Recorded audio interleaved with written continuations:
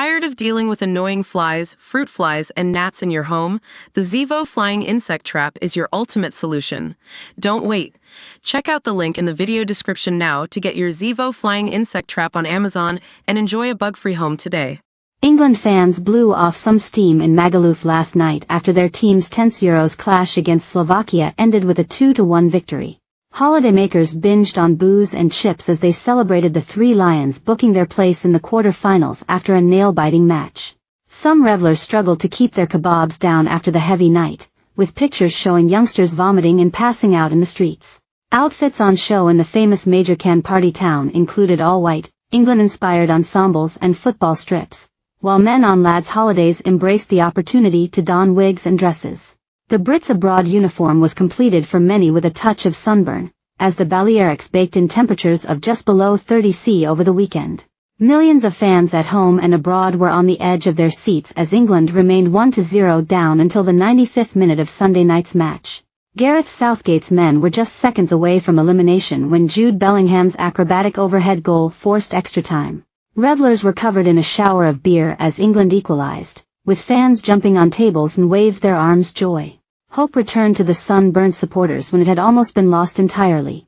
All remaining anxiety turned to jubilation when, just minutes later, England captain Harry Kane sealed the deal with another goal in extra time.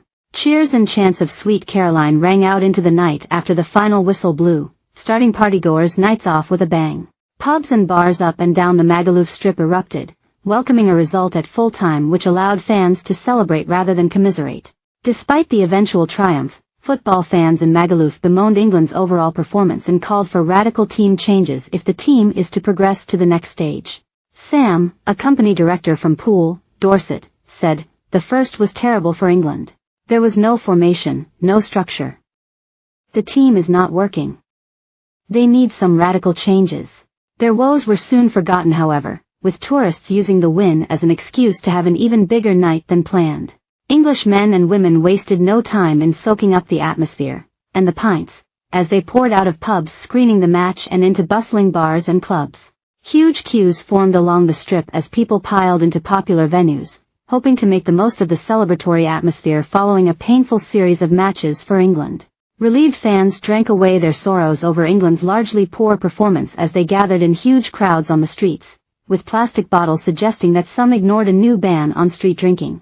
Fans refused to go home even when they were exhausted, with one picture showing a young holidaymaker passed out over a box of chips. While some rested on pavements and waited for taxis, other groups of friends were seen shepherding each other back to their hotels. A police car which had its blue flashing lights on was seen on the strip last night as cops prepared for trouble from rowdy fans. Every summer, the Magaluf resort teems with thousands of tourists from the likes of Britain and Germany, looking to get in on the island's nightlife. This has been particularly lively in recent weeks with the Euro 2024 tournament in full swing. But Sunday night was marred by tragedy for some, with a British tourist found dead in the street near the Punta Ballena strip.